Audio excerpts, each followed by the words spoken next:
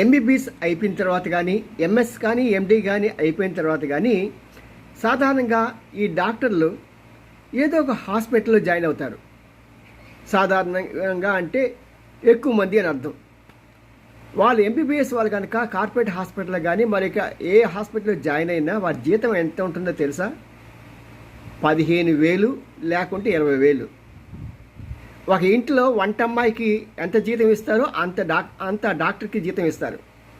చాలా సిగ్గుచేటు కదా, కానీ పాపం పని చేస్తారు. కారణం ఏంటంటే వాళ్ళకి ప్రాక్టికల్ నాలెడ్జ్ కావాలి కాబట్టి.